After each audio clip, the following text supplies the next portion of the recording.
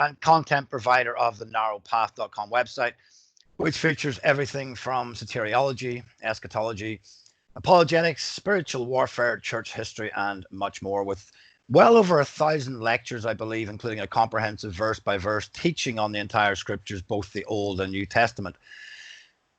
He is also the host of the Narrow Path radio show, where callers can call in to find answers to any questions pertaining to the scriptures, the Christian life, and the Christian and biblical worldview, as well as how Christians should view and react to the wider culture that we dwell in. Steve was previously an elder at Calvary Chapel in Costa Mesa. Later, in 1983, he founded the Great Commission School, which ran for 16 years, where students could come and stay and learn the Bible on a daily basis or for weekly and monthly periods. All of the various aspects mentioned of Steve's ministry have been funded purely by donations, and Steve has never taken a salary for any of his work or ministry and has relied entirely on the Lord to provide. In addition, he has taught at YWAM, Youth with a Mission, since the 70s, if I'm correct. Furthermore, he is the author of the books Revelation 4 Views, a Parallel Commentary, The Three Views of Hell, and is currently close to completing his new book on the Kingdom of God, which I'm really looking forward to reading.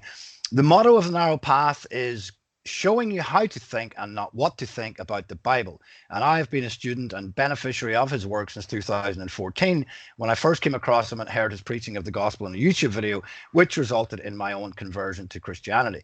He is a prolific public speaker and lecturer at various events and debates. In 2017, Steve lectured at Trinity College of the Bible and Theological Seminary in Evansville, Indiana.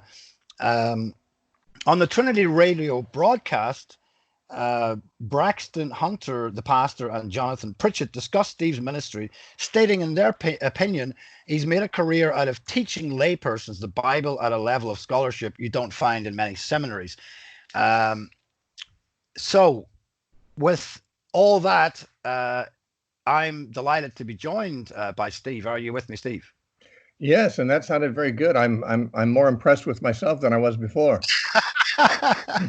One correction. I was, in fact, at Calvary Chapel in Costa Mesa, California, but I didn't become an elder until I was at another a daughter church in Santa Cruz. I was the elder in Calvary Chapel of Santa Cruz, California. So that's just a minor detail.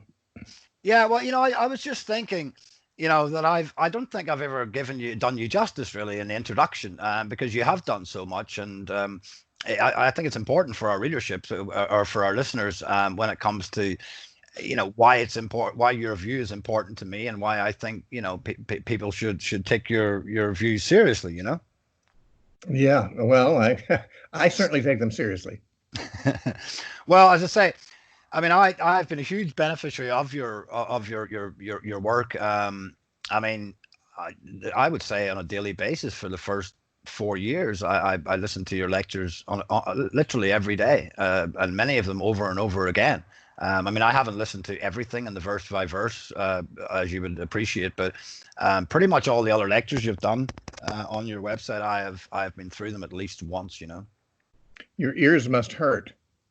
The other thing, Steve, you're one of these guys, you don't realize that you're being funny sometimes, which makes it even more funny. We've had some tremendous laughs at some of the little quips and statements that you've made with you completely oblivious to the humor involved. I don't think of myself as a humorous person, and if you ever want to hear a joke destroyed, just have me tell it.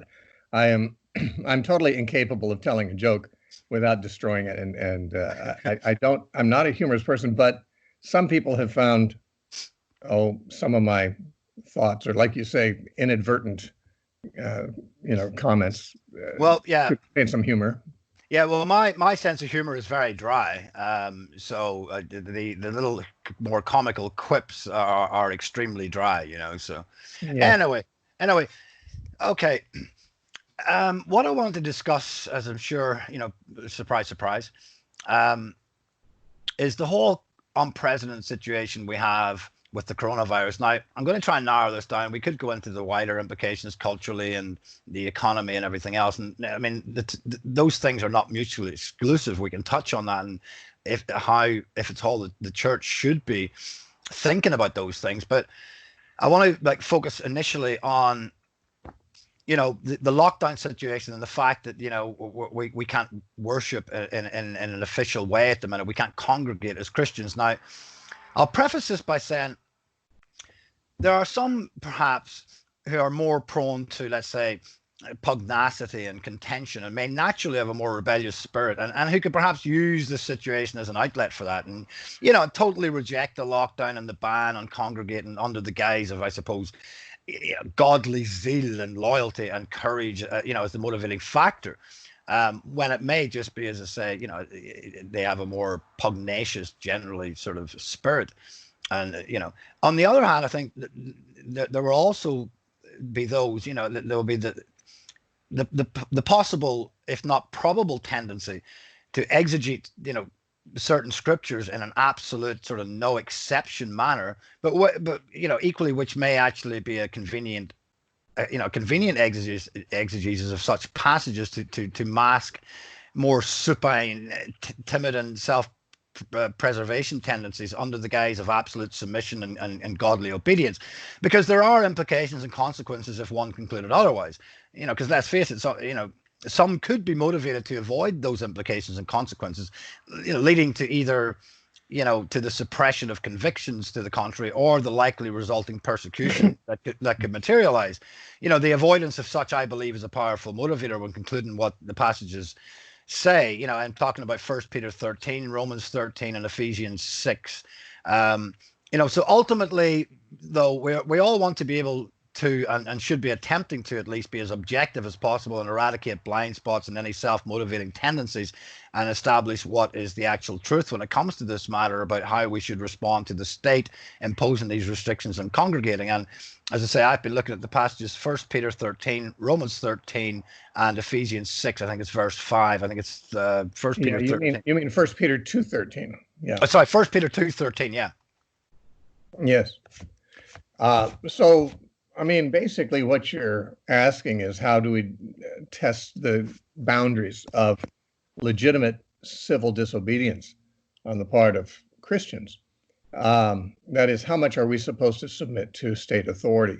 And the verses you're talking about, especially Romans 13 and 1 Peter 2:13, definitely tell Christians to submit to governmental authorities. But the question becomes, within what limits? Certainly, the Bible doesn't say within unlimited perimeters.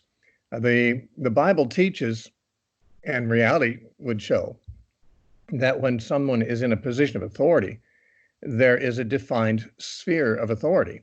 Let me say, let's just say I'm made the head of the public library, and I can hire and fire staff, and I can make decisions about the inclusion or exclusion of books on the shelves. I can make policies, but I can't take that position as the head of the library and go out and make laws about traffic speeds limits. That's outside of my sphere. When somebody has any authority of any kind, it is always a specific sphere of authority is assigned to them. And within that sphere, their activities are legitimate. And if they act outside that sphere and try to exercise authority, that's illegitimate. They don't have any real authority. Just like if I tell my children that they need to brush their teeth and go to bed at 9 o'clock when they're little. My children are grown now, but when I have little children, I'm their dad. I have authority to tell them to do that. They are supposed to obey me when I do that. But if I go next door and tell my neighbor's children that they have to brush their teeth and go to bed now at 9 o'clock, they don't have to listen to me. I'm just the guy next door. I mean, to my own children who are within my sphere of authority, I'm an authority that God has ordained. And an obedience to me is tantamount to obeying God, who ordained me to be their father. But he didn't ordain me to be my neighbor's father. And therefore, I don't have any authority at all. It's not just that I have a little bit less. I don't have any. As soon as I step outside my sphere, I have no authority at all. Now, the governmental sphere of authority, both of the passages, Romans 13, 1 through 7, and also 1 Peter 2:13, tell us that God has ordained the government authorities to punish evildoers, meaning criminals, and to encourage good behavior, basically. And that Romans 13 in particular says that the government officials are God's servants to punish criminals. Okay, so the first thing we note is that the government they are servants of God. Now, that doesn't mean much of anything except that they have to answer to God. They have to do what God says. God has given them something to do as servants. And when they do it, they are acting within the authority that he gave them. When they don't do that, especially when they do the opposite of that, but even if they're acting in other realms that aren't assigned to them, they're outside their sphere of authority. And so a man who's got supreme power, let's say in the United States, now you're in the United Kingdom, but in the United States, we have the US Constitution, which gives particular authority to the president, but not unlimited authority to the president. You know, we've got checks and balances. We've got a legislative branch. We've got a judicial branch, and the president can't just rule as a dictator. Now, when he's presiding as president in the duties that are assigned to him and that he's authorized to do, everyone should respect that. If he's legally elected and he's holding office, and he's doing what the office describes as his duty and his right to do, well, we should submit to that. If he begins to do things that aren't within his sphere, well, he's not just a little less authoritative. He's just a guy. He's not in charge of those areas. He doesn't have any authority at all. Now, when it comes to responses to COVID-19, there are certain governments or responses to the government's response to COVID-19. Right. Well, what I was going to say is that the government's response to COVID-19 may or may not be judged to be within the sphere of their authority. In general, of course, again, I don't know the laws of the United Kingdom so much, but in my country, in America, we have the Bill of Rights, and we've got the freedom of assembly, we've got freedom of religious expression, we've got freedom of speech, we've got all kinds of freedoms that are supposed to be guaranteed to us in the Constitution and the Bill of Rights, and therefore, any government official who would violate those is acting outside their authority, because the Constitution is the supreme law of the land that's over even the elected officials. Now, there would be exceptions. In a state of emergency, it is possible for the government to make certain rules that they would not normally be able to make. It seems to me like the courts would have to decide whether such a state of emergency exists, and if the right to free assembly and freedom of religion are abridged by some governmental decree, I would think that government I think the weight and the burden of proof would rest on those government officials to prove that this emergency warrants them taking these unusual measures. And I don't know that has been done. Now, I will say this.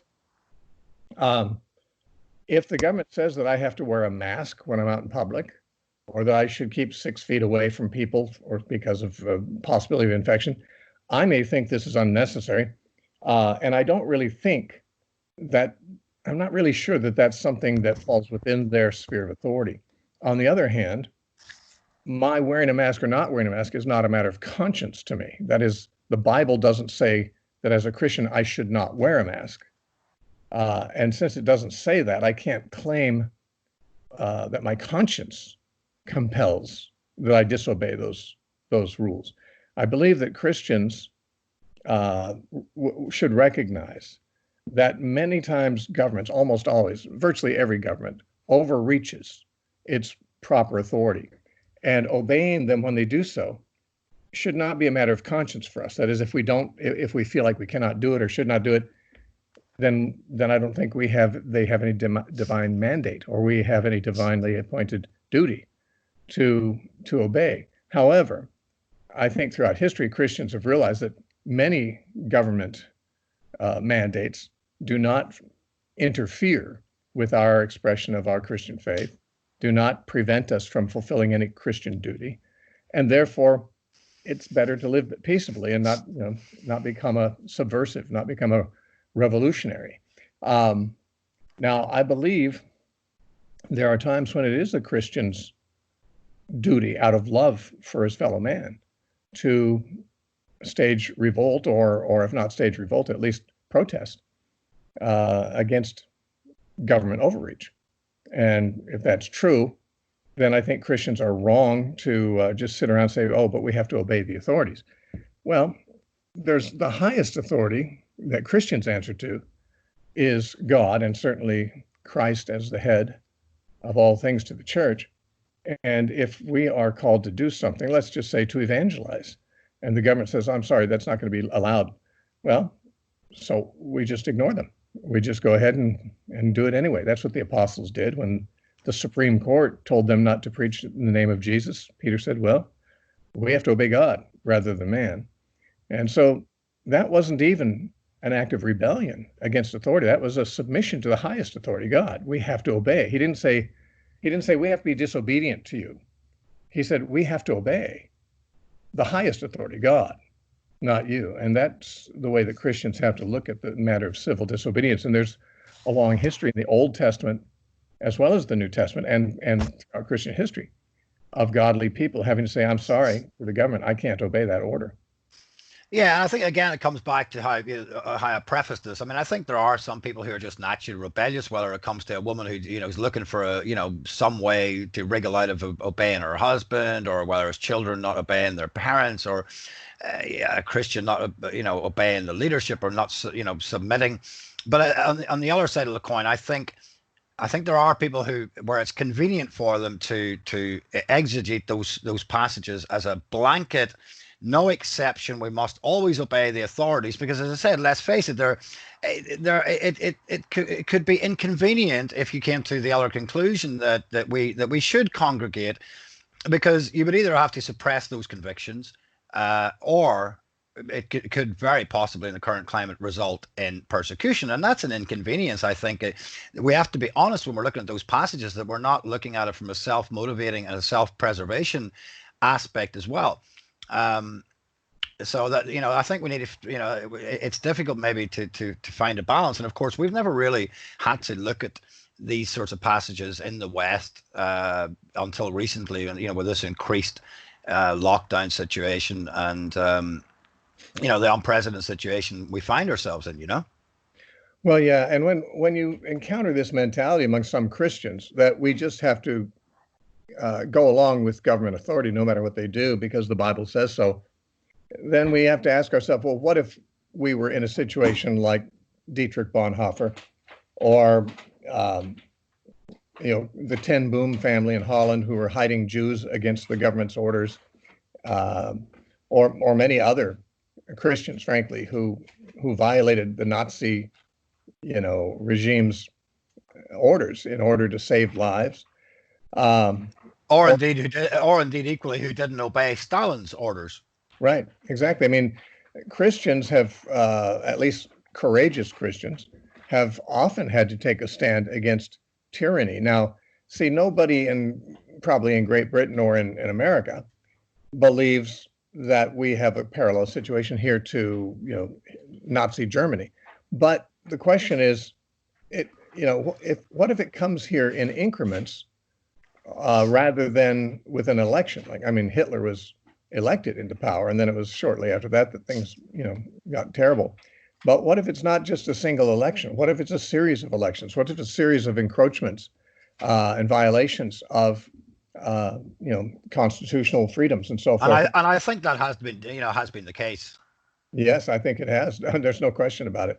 I don't have a clear theory as to where this virus came from. I suppose the best evidence I've heard is that it came from a lab, but whether it came out accidentally or on purpose, or whether it's germ warfare or something else, that's for experts who know more than I do to decide.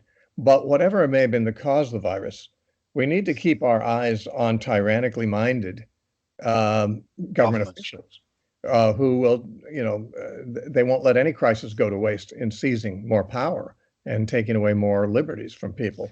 Well, Now, there's an old saying, there's nothing more permanent than a temporary government program. yeah, that's true. That is true. Once they establish a program, uh, it just stays in place, and they don't seem to ever recognize that the crisis is past. We don't need that anymore. But Yeah, see, the try getting your ball back once you've given it to them. exactly. I mean, once they've gotten a certain amount of power, they don't release it willingly, and so you lose a little bit and a little bit and a little bit until suddenly there's none left. Um, and so the real question then becomes, I don't want to be selfish.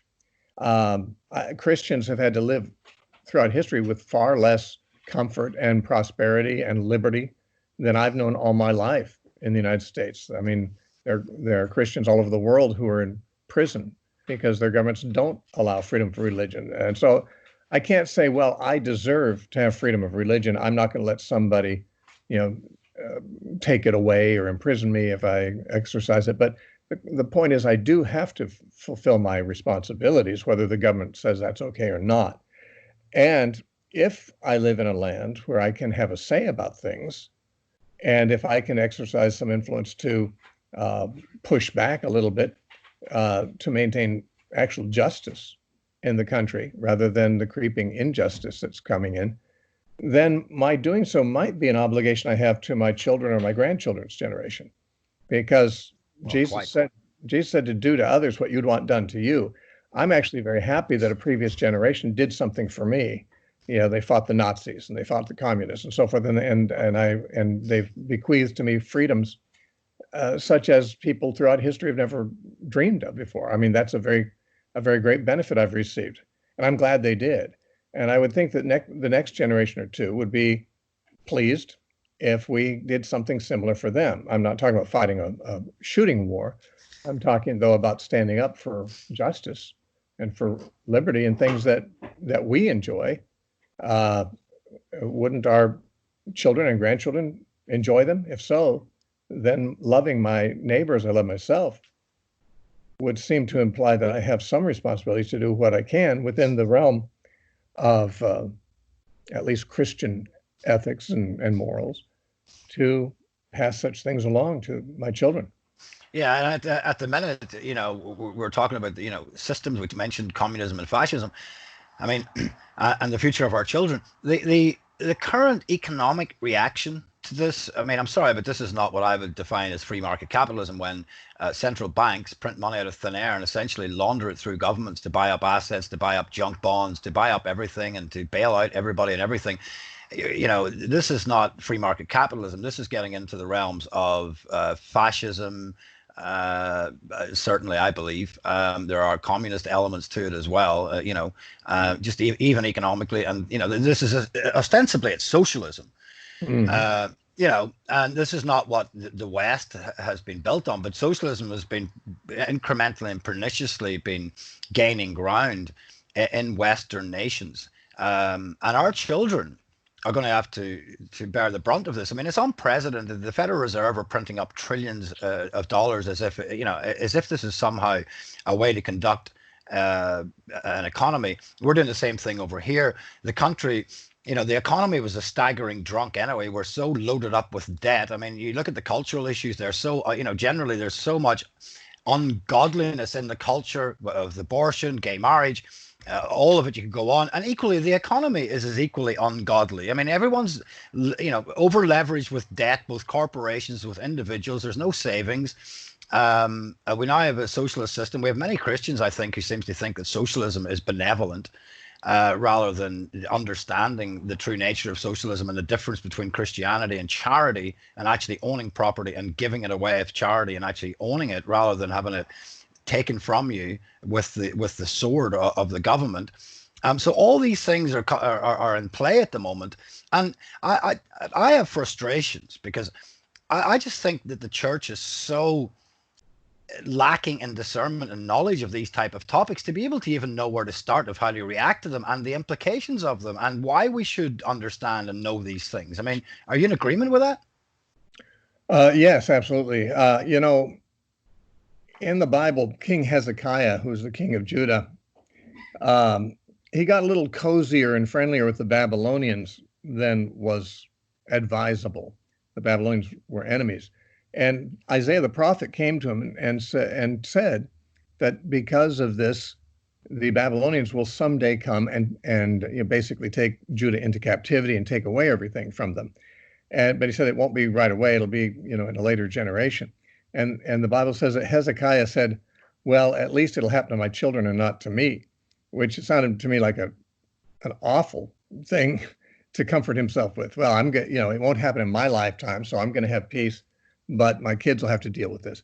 And I think that that's the attitude that, and a very selfish one, that many people, including Christians, have today. Well, I'm still living in an intolerable situation. I'm not living under communism. They're pinching me a little bit in my liberties, but it's still very tolerable. But they should be thinking, but what are my children going to have to face? That's the real issue. I mean, it's very selfish for us to simply be saying, I can live with this. The question is, what is it I'm living with, and what will it lead to tomorrow and next year and next decade, and what will our children have to live under? They may have to live under things that if we were living under them, would say, we can't deal with this, we can't live with this. But it'll be too late, because once you've traded away your freedom, it's awfully hard to get it back. Probably, it might be impossible now, unless God sends a revival. I mean, obviously, there's always something God could do that none of us could anticipate. The tyrants could become converted and repent, something like that. But that's not something that usually happens, and certainly not something that can be counted on. Generally speaking, the tyrants are usually very committed to an alternative anti-Christian religious system, and many times it's Satanism. But I don't know that we're going to see them all converted, which means whatever they take from us now, they're not going to give back to our children. No, they're not. It's a bit like when I think the tragic part of it, and it is human nature as well, I think the younger generation are dealing with this, kind of as if it's kind of normal. I mean, I think that the soil has been prepared, and it's that analogy of the frog in the boiling kettle. I mean, we've known things in a different way. I was born in the 70s, and even in my lifetime, in one lifetime, I've seen, just this irrevocable alteration to the demographics, to the culture, to the moral standards of the day. I mean, it's actually staggering the amount of change that I have witnessed in my lifetime. And the younger generation coming through, if they've been born, say, since 95 plus, that the millennial and the generation, as a Generation X, they call them, and they kind of, this is normal to them. And it kind of reminded me of, when the Israelites were taken out of Egypt, they almost had the opposite effect, where the freedom was like foreign to them. I mean, they needed right. They couldn't acclimatize to it. They wanted to go back to Egypt, and it took them a generation before they could even appreciate what freedom was.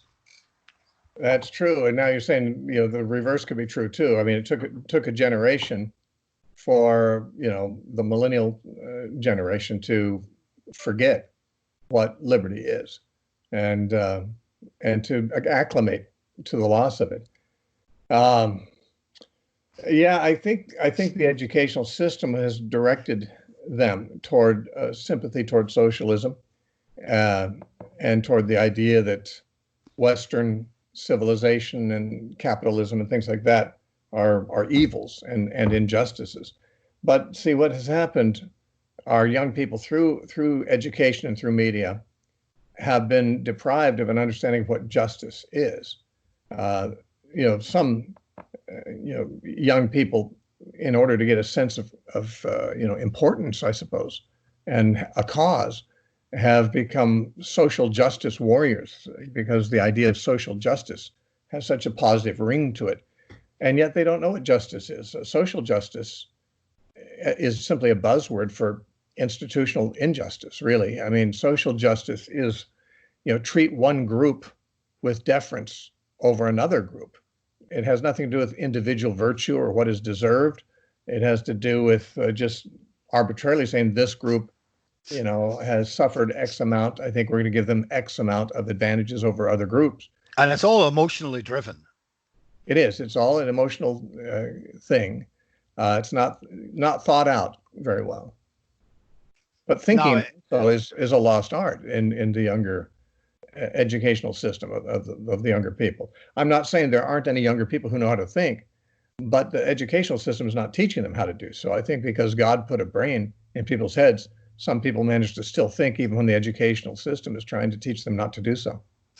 yeah, I mean, I think, and I'm probably, maybe not that popular at times for it, but I really feel strongly that the church needs to do more in terms of educating the church. I mean, it cannot just be this little cozy little house in the prairie thing where you meet on a Sunday morning and a Sunday evening and a Wednesday evening. Meanwhile, the culture's going to hell in a handbasket. We're supposed to be the light of the world, and we're not equipped. I remember when I went to the Metropolitan Tabernacle, Peter Masters, the pastor down there at the theological seminar, said the threat that we face today is not a doctrinal one, it is a cultural one, because the church is being absorbed by the wider culture and it doesn't have the discernment to see, the serpent is still the most subtle of all the beasts. Who Yeah. knew? You know, and he's very subtle today as well.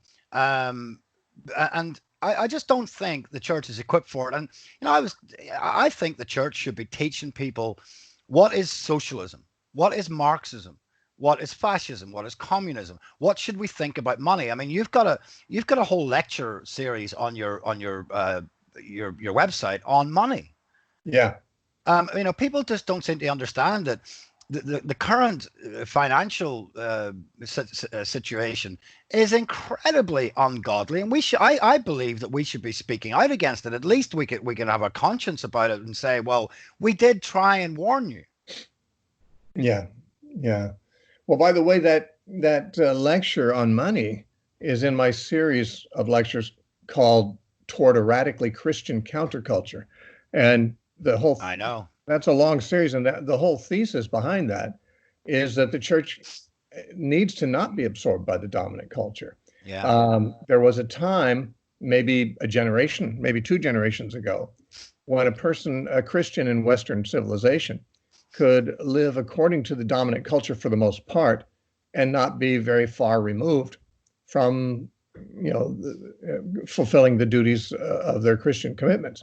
But like you said, it's like the frog in the kettle that's been boiling slowly. The culture has totally turned against Christian beliefs and Christian values and Christian truth.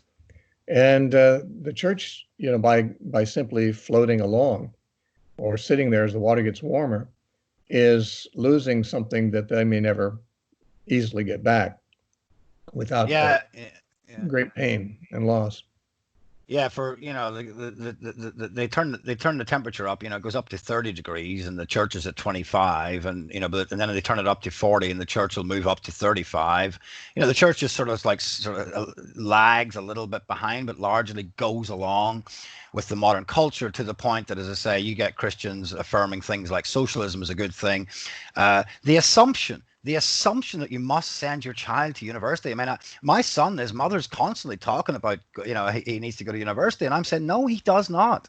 Right. He does not need. He does not need to go to university. I mean, it's just these assumptions that just aren't challenged, and that aren't appreciated. That are not Christian.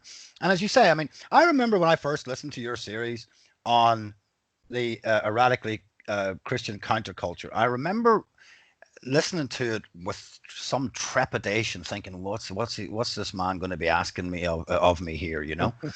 I'm not sure I want to listen to this, but thankfully it wasn't scary for me. I was in agreement with most of it. I thought, yeah, exactly, and that's what we should be thinking. We've done a topic, for example, on the whole secular mental health model. I mean, to challenge that, you seem like a real rebel, and it's difficult because you feel. I feel as if you would be almost constantly coming into conflict with established norms. Yeah. And you don't want to be some sort of constant pugnacious character, because you risk popularity and even ridicule and persecution to some extent, even from your own church. It's difficult, for example, to challenge the idea of a Sunday morning service. I believe in congregating, but I don't have any convictions about that I must congregate on a Sunday morning. I just don't. Right. Right. Nor does the Bible say that you should. I know, but there is pressure there on some level. Even sometimes it's not even aggressive pressure, but you can feel it, and it's uncomfortable. But yeah, I mean, which is why, ironically, the lockdown isn't necessarily that big for me. But a lot of the guys who are so zealous about this Sunday morning thing and the Lord's Day and everything else, they're very quick just to shut the churches down and be very supine over it. Very strange. A very strange complacency that people have simply adopted. Yeah, I don't know. I have to say that I'm more and more in the last decade or so, I'm just amazed to see the complacency, the lack of interest in original thought, the willingness just to go along with whatever the standard narrative is in the culture about any given thing that many Christians have. I mean, you see this in their postings on Facebook a lot of times, that they just give you the old leftist talking points about any given subject as if they've never had any thoughts of their own or never thought in a biblical way before, and yet they're supposedly Christians. Yeah, well, I think biblical literacy is a big part of it, but there is a general church needs to really catch up in terms of, we've seriously lost ground with the culture. And I spoke to people, if you can't go, I mean, Paul went out with the gospel. He was tearing down strongholds left, right, and center of established worldviews and stuff. I'm sorry to say, but my experience of the church is they're just not equipped to do it. I mean, you occasionally see a guy who might be, but on the whole, they're not. And I think that the responsibility lies with the church, where it's almost as if it's detached from our actual present day. Not entirely, but it doesn't. It's almost like it doesn't recognize our present day to the level of until we find ourselves in the situation that we're in. Yeah.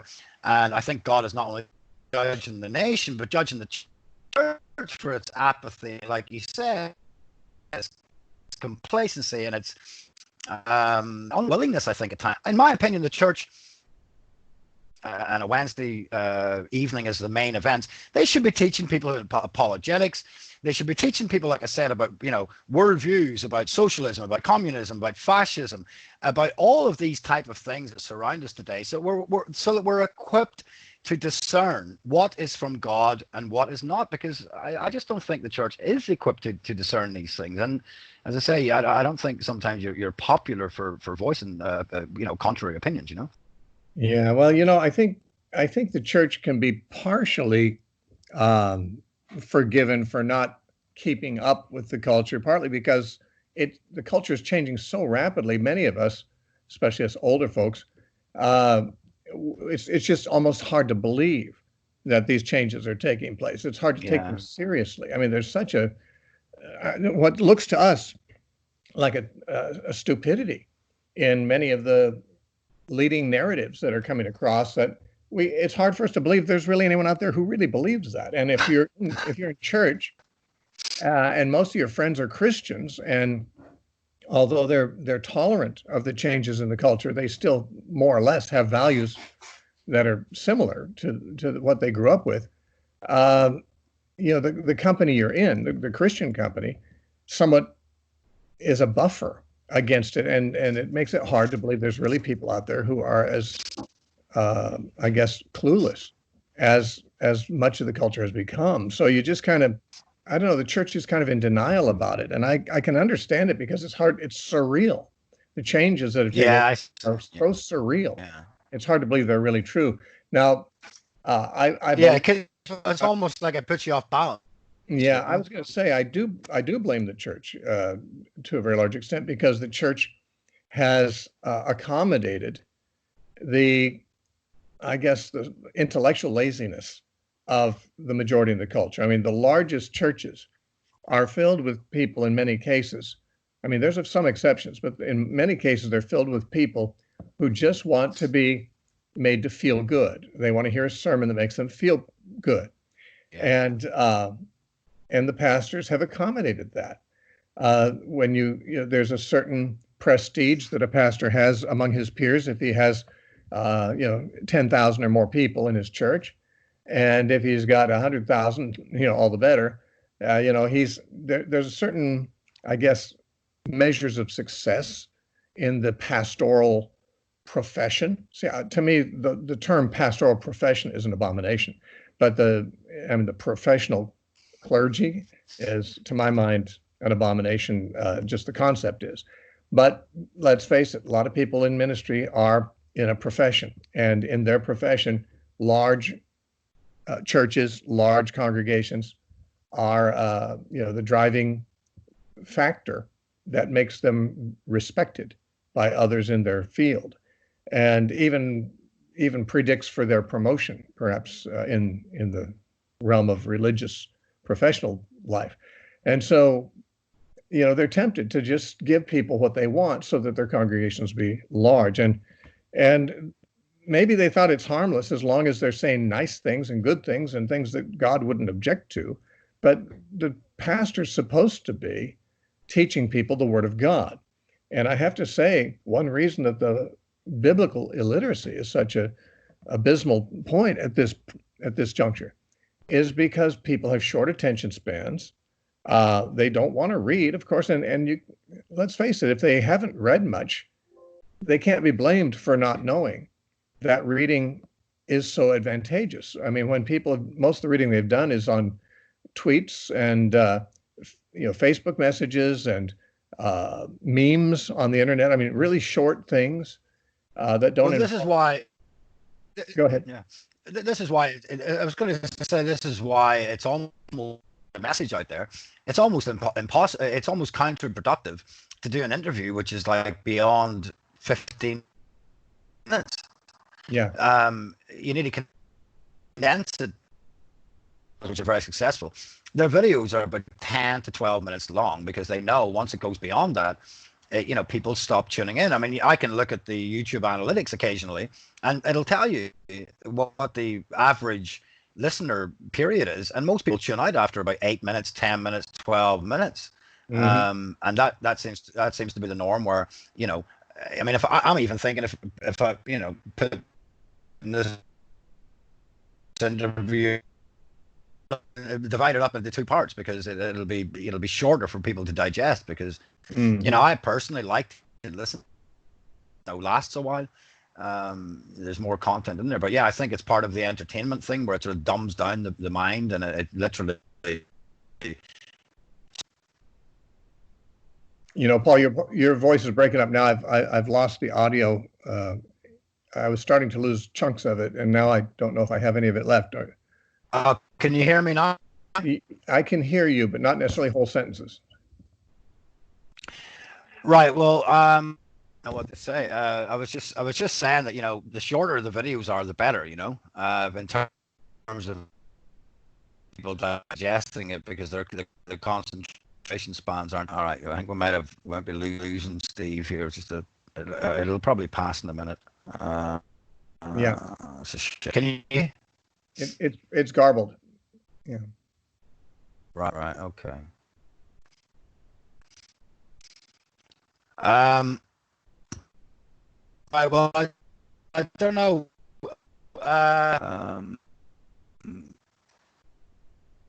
Let's see. Hey, better, Steve. I heard most of that sentence. Yeah. All right. Well, let me know if you can hear me properly. I've heard that. I guess we'll go. It may be improving. I heard that whole sentence. Yeah. So anyway, I think people's attention spans are shorter, and I think that's a result of being entertained, watching television, so you don't have to. They're constantly being entertained all the time. Sure. They prefer to watch shorter YouTube videos and do less thinking, Yeah, and that's not necessarily their fault if that's how they've been raised. Exactly. Yeah. But it's a terrible defect. I mean, not a moral defect on their part, but it's more like a handicap. Well, they're victims. Mm-hmm. It's a victimization because you've had your brain reduced to only been able to concentrate for 10 or 15 minutes, which is that is not a benefit. Right. And it's hard to believe that that hasn't been something that was intentionally done by, Yeah, I'm sure it has. Yeah. but I mean, I don't know. I don't adhere to any particular conspiracy, but I certainly believe that everything is working together in such a way that is serving Satan's purposes. Oh, yeah. Yeah. I mean, what they could benefit from that. Yeah. By doing that. In other words, unthinking people who don't know what's going on will rule and have more control with with a more ignorant, disarmed pop. Yeah. Can you hear me? Okay. I'm hearing most of it. Usually I can follow it, but your sentences are breaking up. Okay, that's a shame. I think it's the it's maybe the time of day, because people start using the internet more when they get home from work and stuff. Yeah, or else maybe it's the government blocking certain programming. you never know. I mean, we've had a few problems whenever we've come to talk as well. I've had videos deleted and stuff like that, and stuff has just disappeared, and less views, things, than I had 2 years ago. Yeah. So if you can you hear me now? Not really. I mean, I'm hearing maybe half. Let's try and hang on. We can come back. I will try it again and wrap up for 15 minutes if you've got 15 minutes. All right.